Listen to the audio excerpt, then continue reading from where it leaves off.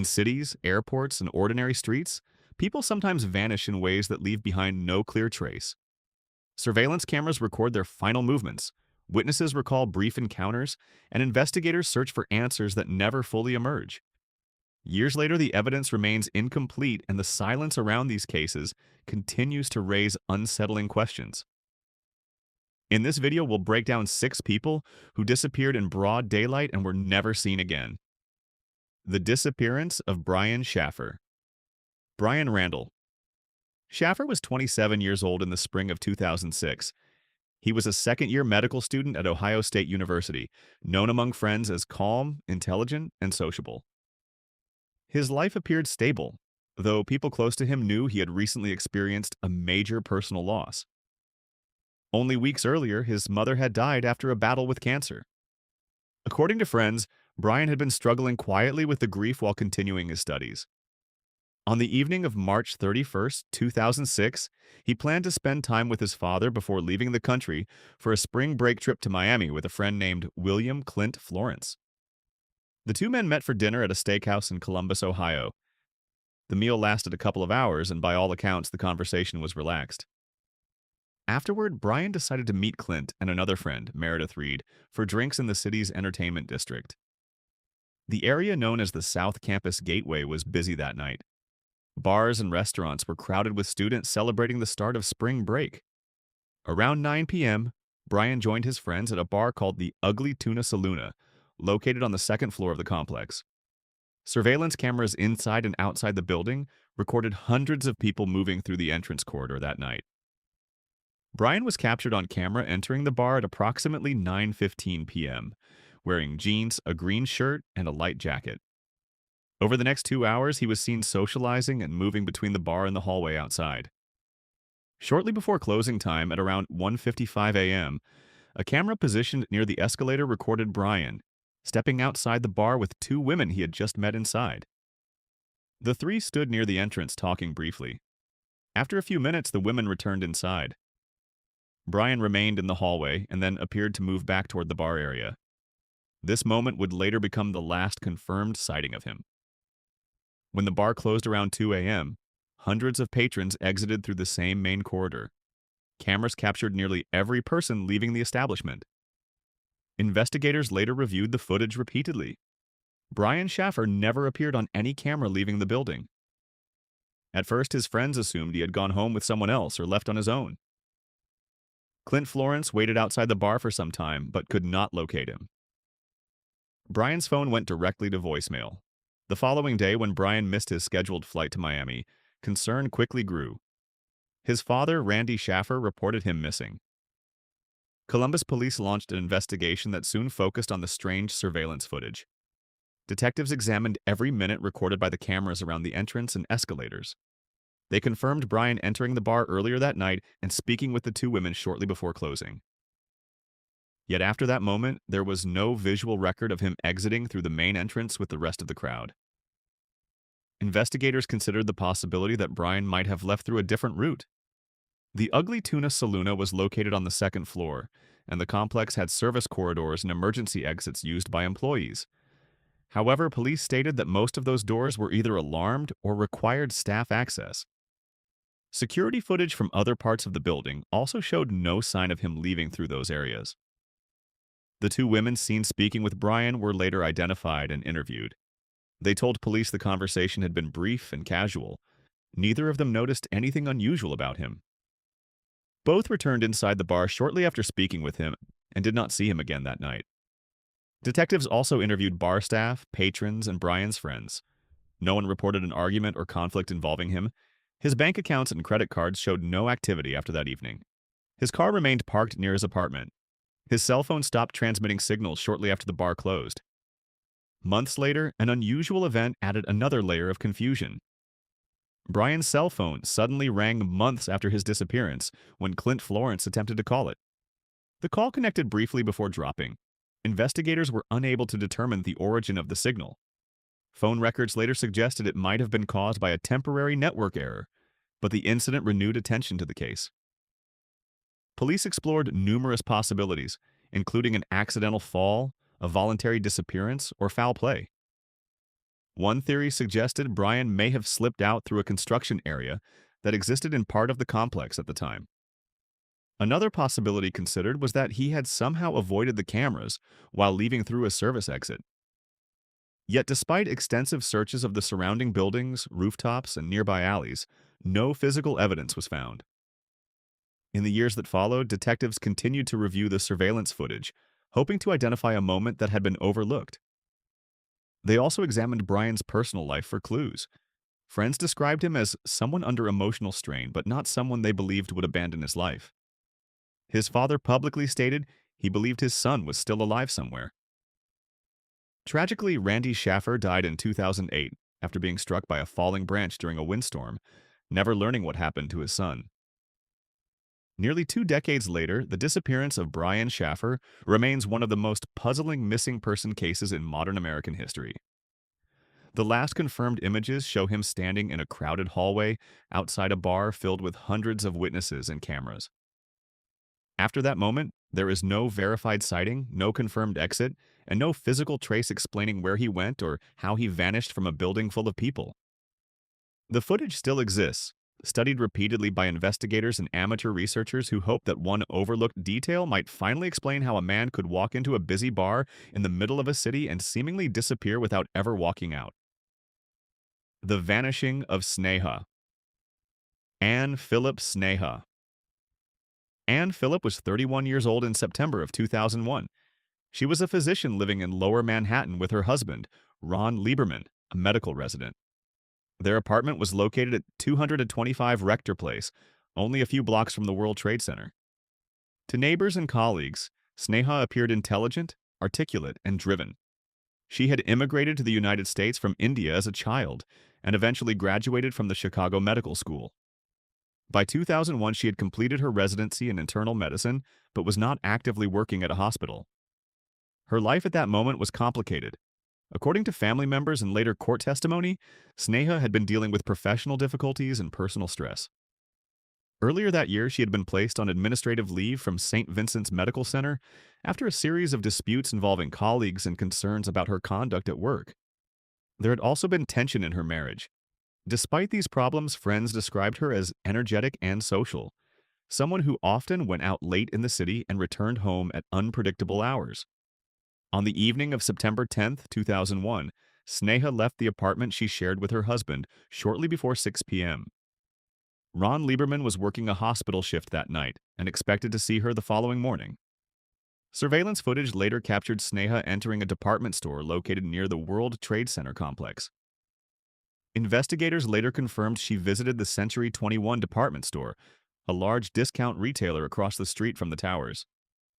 Receipts and security video showed that at approximately 7:18 p.m., she purchased several items including lingerie, shoes, and bed linens. The purchase totaled around $500. Cameras recorded her leaving the store carrying multiple shopping bags. This would become the last confirmed sighting of Sneha Anne Phillip. After leaving the store, her movements became unclear. Phone records showed no outgoing calls from her cell phone that evening. She never returned to the apartment at Rector Place. The following morning, September 11, 2001, Ron Lieberman returned home after his hospital shift. When he entered the apartment shortly before the attacks on the World Trade Center began, Sneha was not there. At first, he assumed she had stayed out overnight, something that had happened before. Within minutes, the situation in Lower Manhattan changed dramatically. At 8:46 a.m., American Airlines Flight 11 struck the North Tower of the World Trade Center. 17 minutes later, United Airlines Flight 175 struck the South Tower. Chaos spread through the neighborhood surrounding Rector Place as emergency responders, residents, and office workers tried to escape the area. In the immediate aftermath of the attacks, Ron attempted to contact Sneha by phone, but could not reach her. As the scale of the disaster became clear, he began to fear she might have been caught in the destruction. However, there was no evidence placing her near the towers that morning. Her family reported her missing soon after. The New York Police Department began examining the timeline of her final known movements. Surveillance recordings from the apartment building showed Sneha leaving on the evening of September 10th, but did not clearly show her returning later that night. The building's cameras were limited and did not cover every entrance. One camera, located near the lobby, captured a blurry figure entering around 8:43 p.m., but the image quality was too poor to confirm whether it was Sneha. Investigators could not determine if she had come back to the building or gone somewhere else after leaving Century 21. Detectives then explored the possibility that Sneha had spent the night with friends or acquaintances. Interviews revealed that she sometimes socialized with people she met in bars and restaurants throughout Manhattan. Some friends told investigators she occasionally stayed overnight with other people without informing her husband. Despite extensive interviews, no one came forward to confirm seeing her after the shopping trip. The bags she purchased were never recovered. As the investigation continued, the unprecedented events of September 11th complicated the case. Thousands of people were missing in the days following the attacks. Authorities initially considered the possibility that Sneha had been killed inside the World Trade Center while helping victims or passing through the area. Her apartment was located close enough that she could have walked toward the towers that morning after returning home. However, investigators found no security footage, eyewitness accounts, or physical evidence placing her at the site during the attacks. Her name did not appear on any confirmed lists of victims recovered from the towers. The uncertainty created a legal and emotional conflict. Sneha's family believed she may have gone to assist people after the first plane struck the North Tower. They described her as someone who would instinctively help during an emergency. In 2008, after years of legal proceedings, a New York court ruled that Sneha Ann Phillips should be legally considered a victim of the September 11th attacks. The decision allowed her name to be added to the official memorial list. Despite the ruling, investigators never confirmed exactly where she was between the evening of September 10th and the morning of September 11th. The mystery surrounding her final hours remains unresolved. The last clear evidence shows her walking through a department store in Lower Manhattan, purchasing items that suggested she intended to return home. After leaving the store carrying several bags, her trail disappeared in one of the most heavily populated areas of New York City. In a neighborhood filled with cameras, witnesses, and police activity, no one could definitively say where she went next or whether she ever made it back to her apartment before the attacks changed the city forever. Her disappearance remains one of the most unusual missing person cases connected to the events surrounding September 11th, a timeline that begins with an ordinary shopping trip and ends with a gap in the record that has never been fully explained. The case of Lars Mittank. Lars Joachim Mittank was 28 years old in the summer of 2014. He lived in the northern German city of Marne and worked at a power plant. Friends described him as quiet, practical, and dependable. In late June of that year, he traveled with several friends to the Bulgarian resort town of Golden Sands on the Black Sea coast. The trip was intended to be a short vacation. They planned to spend a few days at the beach and return home together to Germany. During the first days of the trip, nothing unusual was reported. The group visited bars, restaurants, and local clubs along the resort strip. On the night of July 6th, however, something happened that would later become the starting point of the mystery. According to his friends, Lars became involved in a disagreement with a group of other men while they were out drinking. The argument reportedly centered on a soccer rivalry between German and Bulgarian fans. Details remain unclear, but at some point Lars was allegedly assaulted. His friends said he was struck in the head. He later complained of ear pain and dizziness. The next morning, he visited a local doctor who diagnosed a ruptured eardrum and advised him not to fly until the injury had healed. Because of this medical restriction, Lars could not board the same return flight as his friends. The rest of the group left Bulgaria as planned while Lars remained behind. He moved from the resort hotel to a smaller, cheaper hotel near Varna Airport, so he could easily return home once doctors cleared him to travel. During this period, he stayed in regular contact with his mother, Sandra Mittank, in Germany. At first, his messages sounded normal. He told her he would see another doctor soon and hoped to fly home within a day or two. But as the hours passed, his tone reportedly changed. According to later interviews with his mother, Lars began sending increasingly anxious text messages. In one message, he wrote that the men who had attacked him were looking for him. He claimed they might be connected to organized crime. His mother later said that he sounded frightened and confused. On July 8th, Lars visited the airport medical clinic at Varna Airport to obtain clearance to fly. The examination took place early in the morning. According to the doctor who saw him, Lars appeared nervous but coherent. During the appointment, he reportedly told the doctor that someone was following him. The doctor later stated that she attempted to reassure him and told him he would likely be able to travel. While the consultation was still in progress, Lars suddenly stood up and looked toward the office door. According to the doctor's account, he said quietly, "I don't want to die here." Moments later, he left the room. What happened next was captured by airport security cameras. The footage shows Lars walking quickly through the airport terminal. At first, his movement appears hurried but controlled. He passes through the main hall carrying a small bag. Then, without warning, he begins to run. The camera records him sprinting through the terminal entrance and out into the airport parking area. He runs past parked cars and across a roadway before disappearing over a low fence at the edge of the property. Beyond the fence was a field of tall grass leading toward a wooded area. That was the last confirmed sighting of Lars Mittank.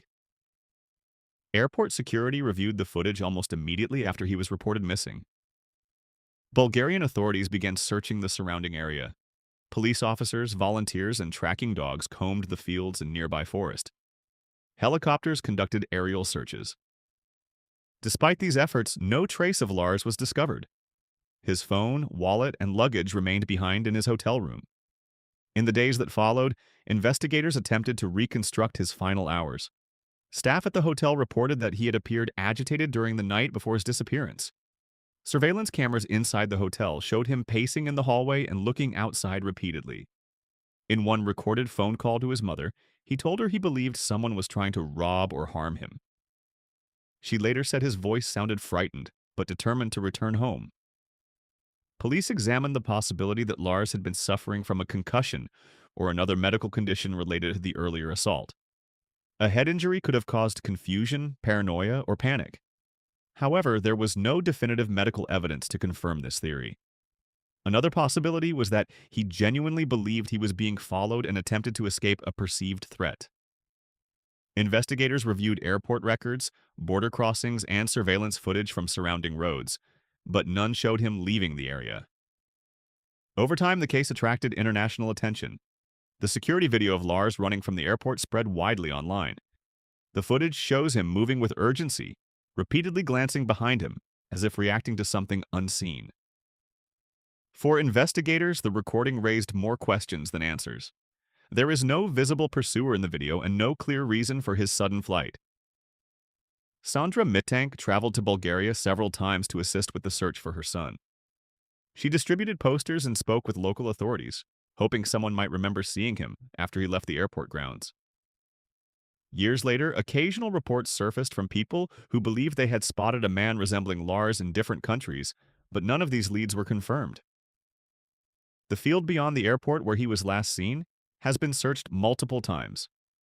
No belongings, clothing, or remains have ever been recovered. More than a decade later, the case of Lars Mittank remains unresolved. The final record of his movements lasts only a few seconds on airport surveillance video. A young man runs out of a terminal, crosses a parking lot, climbs a fence, and disappears into an open field in broad daylight. After that moment, there is no confirmed sighting, no verified witness, and no evidence explaining what happened to him beyond the edge of the camera frame. The disappearance of Brandon Swanson. Brandon Scott Swanson was 19 years old on the night he vanished in southwestern Minnesota. He was a freshman at Minnesota West Community and Technical College in the town of Canby, studying wind energy technology. Friends and family described him as responsible and level-headed. On the evening of May 13, 2008, Brandon finished his final exams and decided to celebrate with several friends. The gathering took place in the nearby town of Lind. According to those who were with him that night, Brandon drank a small amount of alcohol but did not appear heavily intoxicated. Shortly after midnight, he left the gathering alone and began driving his Chevrolet Lumina toward his parents' home in Marshall, roughly 30 miles away. Sometime around 1:45 a.m., Brandon's car left the road and became stuck in a ditch along a gravel roadway. There were no witnesses to the moment his vehicle went off the road. The surrounding area consisted of open farmland, narrow rural roads, and drainage ditches that cut across fields in long, dark lines. Brandon called his parents, Brian and Annette Swanson, using his cell phone. He told them he had accidentally driven into a ditch and could not get the car out. According to his father, Brandon believed he was near the town of Lind and asked for help getting home. Brian and Annette got into their vehicle and began driving toward the area where Brandon believed he was located. During the call, Brandon stayed on the phone with his father while attempting to determine his exact position. He stepped out of the car and looked for lights from nearby buildings that might help him identify where he was. The conversation continued as Brandon began walking along what he believed was a gravel road toward the town of Lind. His father later explained that the call lasted for more than 40 minutes. Throughout that time, they attempted to locate each other by flashing headlights and describing landmarks. Several times, Brian thought he could see Brandon's lights in the distance, but when he drove toward them, he found only empty fields and intersections. Unbeknownst to Brandon, he was not actually near Lind. His car had gone off the road several miles away near the town of Taunton. The two locations were separated by farmland and rural roads that looked nearly identical in the darkness. Brandon continued walking while speaking to his father, occasionally mentioning fences or gravel intersections he was passing. At one point, he told his father he had crossed a small bridge. Investigators later believed this may have been a narrow crossing over a drainage channel known locally as the Yellow Medicine River. Shortly after that moment, the conversation suddenly changed. Brandon's father later recalled hearing his son say a single word. Brandon said, "Oh shit." The line went silent immediately afterward. Brian Swanson called his son's name repeatedly, but received no response. The call remained connected for a few seconds before disconnecting. That was the last known communication from Brandon Swanson. His parents immediately contacted local authorities. At first, the situation appeared confusing. Because Brandon believed he was near Lind, the initial search focused on the wrong area. Family members drove rural roads throughout the night, attempting to locate his vehicle. Hours later, at around 6:30 the next morning, a Lincoln County Sheriff's deputy discovered Brandon's car in a ditch near Taunton, nearly 25 miles from where Brandon thought he was. The vehicle was undamaged but stuck in mud at the bottom of a steep slope. The keys were not in the ignition and there were no signs of a struggle.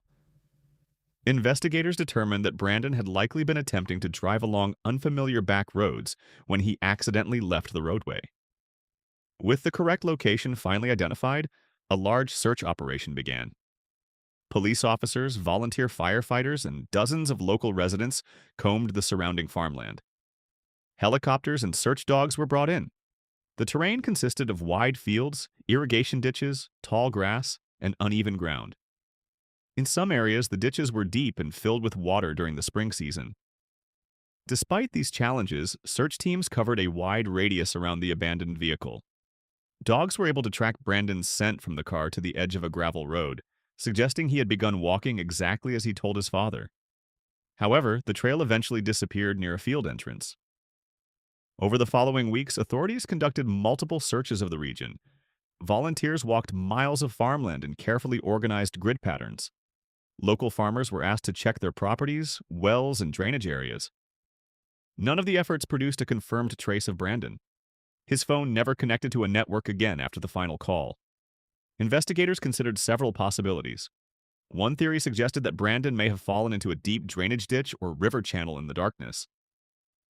Another possibility was that he became disoriented and succumbed to exposure or injury somewhere in the fields.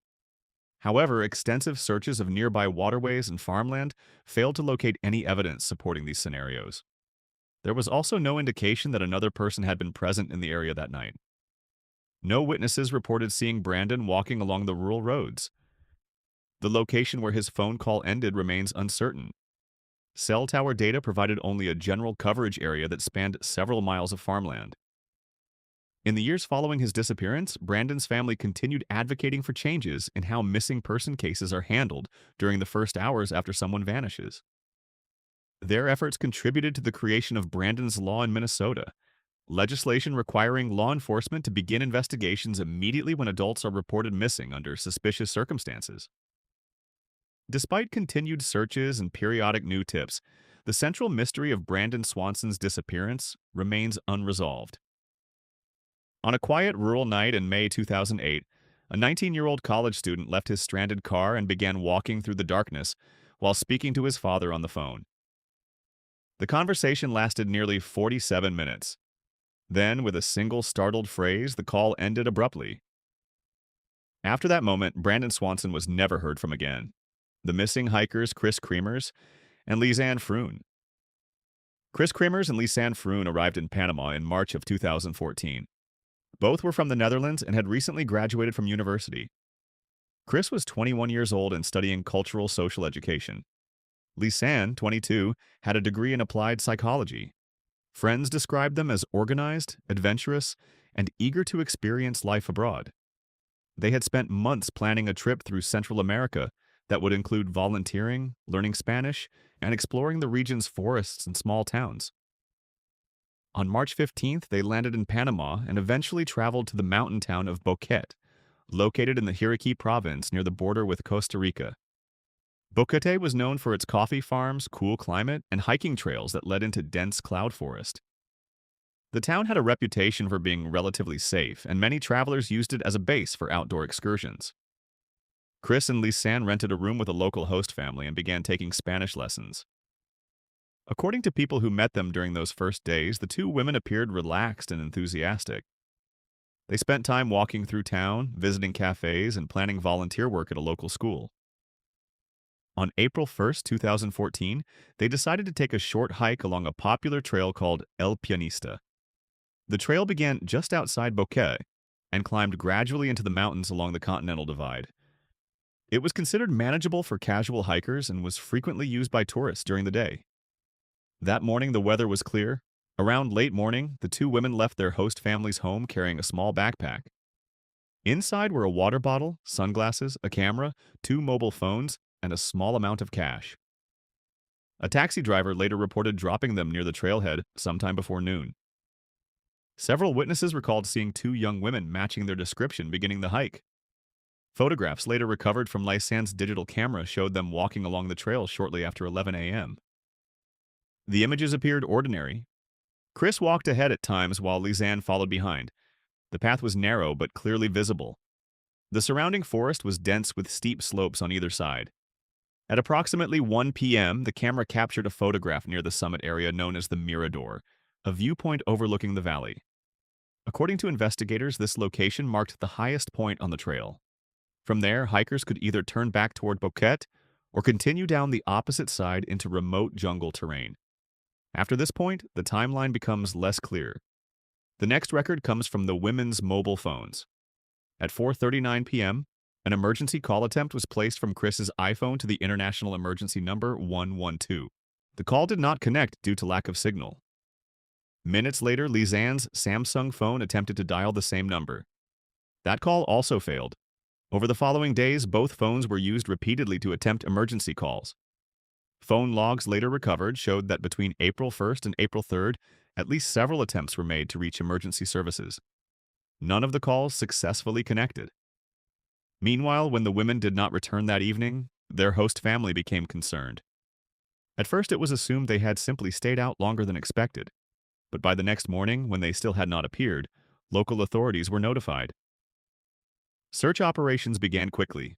Panamanian police, volunteers, and search dogs began combing the trails around Boquete. Helicopters were used to scan the forest canopy. The region surrounding the El Pianista Trail was rugged and difficult to navigate. Thick vegetation, steep ravines, and rapidly changing weather conditions made large sections of the jungle inaccessible. In the weeks that followed, search teams expanded their efforts deeper into the mountains beyond the Mirador. Guides familiar with the terrain suggested that hikers who continued down the far side of the divide could easily lose the path as it faded into remote jungle. Despite extensive searches, no trace of Chris or Lisanne was found during the early stages of the investigation. Nearly 10 weeks later, in June 2014, a local woman from a nearby indigenous village discovered a blue backpack on the bank of the Culebra River, several miles north of the original hiking trail. The backpack appeared undamaged. Inside were personal belongings belonging to the missing hikers, including Lisanne's camera, both women's mobile phones, sunglasses, and passports.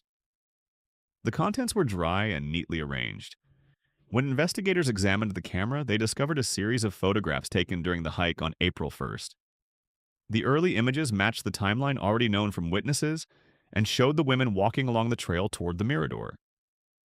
But investigators also found another set of photographs taken during the night of April 8th, exactly 1 week after the hike began. Between 1 a.m. and 4 a.m., nearly 90 photographs had been taken in darkness. Most of the images showed little more than blackness, vegetation, or fragments of ground illuminated by the camera flash. A few contained unusual details: a close-up of the back of Chris's head, scattered items placed on rocks, and what appeared to be reflective objects arranged in the surrounding brush. Investigators could not determine why the photographs were taken, or what the women were attempting to document. Phone records revealed additional details. The phones were turned on periodically during the days following the disappearance, often for only brief moments. By April 6th, Lisanne's phone battery had died. Chris's iPhone continued to be turned on for several more days, but the correct PIN code was never entered after April 5th. This suggested that whoever attempted to use the device may not have known the unlock code. In August 2014, search teams discovered human remains in the same general region where the backpack had been found. A boot containing part of a foot was identified as belonging to Lisanne Froon. Additional bone fragments later confirmed to belong to both women were recovered along the riverbanks and surrounding forest. The remains were scattered across several miles of terrain. Forensic examination was unable to determine a clear cause of death. Authorities eventually concluded that the two hikers had likely become lost in the jungle after crossing the Continental Divide. However, many aspects of the timeline remained unexplained. Investigators could not determine exactly where the women had traveled after leaving the Mirador, why the emergency calls occurred hours after the hike began, or what the purpose of the nighttime photographs might have been. More than a decade later, the disappearance and deaths of Chris Kramers and Lisanne Froon remain one of the most debated missing person cases involving international travelers. Two young hikers entered a well-known trail on a clear afternoon. Photographs confirmed they reached the top of the mountain. After that moment, the evidence becomes fragmented, scattered across phone records, camera images, and remains found deep in the Panamanian jungle, leaving the final hours of their journey largely unknown. The disappearance of Ray Grikar. Raymond Frank Grikar had spent 2 decades working in the justice system of central Pennsylvania. By 2005, he was 59 years old and serving his 5th term as the district attorney of Center County. Colleagues described him as disciplined, careful with his words, and deeply familiar with the legal system he had helped shape. His office oversaw prosecutions across a largely rural region that included the town of State College and the campus of Pennsylvania State University. Grikar had built a reputation for professionalism and discretion. Few people in the county knew much about his private life. On the morning of April 15, 2005, Grikar left his home in Bellefonte, Pennsylvania, where he lived with his longtime partner, Patty Fornicola. According to her later statements, the morning appeared routine. Grikar told her he planned to take the day off from work and drive through the countryside. He occasionally did this to relax, taking long drives along the winding roads that followed the Susquehanna River Valley. He left the house around 11:30 a.m. driving his red Mini Cooper. It would be the last time anyone close to him saw him. That afternoon, Grikar's vehicle was spotted in the small town of Lewisburg, about 40 miles east of Bellefonte. A clerk at an antique shop later told investigators that a man matching his description briefly entered the store but left without purchasing anything. Surveillance cameras from nearby businesses placed the Mini Cooper in the area during the early afternoon hours. Nothing about the sightings appeared unusual. At some point after leaving Lewisburg, Grikar disappeared. When he failed to return home that evening, Fornicola became concerned. She reported him missing the following day. The investigation began with the search for his vehicle. On April 16th, police located the red Mini Cooper parked in a lot near an antiques mall in Lewisburg, not far from the Susquehanna River. The car doors were locked. Inside, investigators found his cell phone, which appeared to have been deliberately powered off. His wallet and other personal items were also in the vehicle. There were no signs of a struggle in or around the car. Detectives quickly began examining the surrounding area. The Susquehanna River ran only a short distance from where the Mini Cooper had been parked. Search teams brought in divers, boats, and sonar equipment to scan the water and riverbanks. The current in that part of the river could be strong, and the bottom was uneven with rocks and debris. Despite repeated searches, nothing connected to Grikar was found in the water during the early stages of the investigation. As the days passed, attention turned toward Grikar's professional life. As a district attorney, he had handled numerous serious criminal cases. Investigators examined whether any recent prosecutions might have placed him in danger. However, colleagues told police that Grykar had not mentioned any threats or unusual concerns before his disappearance. Those who worked closely with him said he had seemed calm in the weeks leading up to April 15th. Another detail soon drew attention. In 1998, Grykar had been involved in a controversial decision regarding a complaint against a local assistant football coach at Penn State University named Jerry Sandusky. After reviewing the allegations at the time, Grykar had declined to pursue criminal charges. Years later, when the Sandusky scandal eventually emerged in 2011, some observers questioned whether Grykar's earlier decision might somehow be connected to his disappearance. Investigators, however, never found evidence linking the two events. In July 2005, 3 months after Grykar vanished, fishermen discovered a laptop computer in the Susquehanna River, roughly 20 miles downstream from Lewisburg, near the town of Sunbury. The device was heavily damaged by water. Serial numbers later confirmed that it belonged to Ray Grykar. Forensic specialists attempted to recover information from the hard drive, but reported that it had been destroyed before entering the water. Experts concluded the drive had likely been removed and physically damaged. Several months later, in October 2005, another discovery occurred along the river. A passing motorist noticed an object partially submerged near the shoreline. When authorities examined the item, they identified it as the missing hard drive from Grykar's laptop. Like the computer itself, the drive had been damaged beyond recovery. Investigators were unable to determine when or where it had been destroyed. The location where it was found suggested it had been carried downstream by the river's current. The discovery raised further questions. If the laptop had been deliberately destroyed, investigators had to consider who might have done it and why. Detectives reviewed Grykar's case files and work history, searching for any sensitive information that might have been stored on the device. They also explored the possibility that Grykar himself had destroyed the computer before disappearing. Those close to him said they found that scenario difficult to believe. His brother, Roy Grykar, told reporters that Ray was not the type of person who would vanish without explanation. Yet the case contained another unsettling detail. In 1996, Ray Grykar's older brother Roy had also disappeared under mysterious circumstances in Ohio. His car was found abandoned near a river. His body was later discovered in the water months afterward, and authorities ruled his death a suicide. Some investigators quietly wondered whether Ray might have followed a similar path. Despite years of investigation, no physical evidence has ever confirmed that Ray Grykar entered the Susquehanna River or died there. His body has never been found. The last confirmed traces of him remain the parked Mini Cooper in Lewisburg and the damaged laptop recovered miles downstream. Over the years, investigators pursued numerous leads. Some tips suggested he might have left the country. Others speculated about professional retaliation or personal struggles. None of these theories produced verifiable evidence. Ray Grykar officially retired from his position as district attorney in absentia later in 2005. His disappearance left a vacancy in one of the most important legal offices in the region. Nearly 2 decades later, the case remains open. On a quiet spring day in April 2005, a veteran prosecutor drove through the Pennsylvania countryside during what appeared to be a routine day off. His car was later found parked near the Susquehanna River. His phone was switched off. His laptop was discovered destroyed in the water weeks later. Beyond those fragments of evidence, there has never been a confirmed explanation for what happened to Ray Grykar after he stepped away from his vehicle and disappeared from record. Thank you for staying until the end. And as the details of these stories fade into the quiet distance of memory, it remains possible that somewhere in the silence, time still holds answers, waiting beyond what was ever seen, recorded, or understood.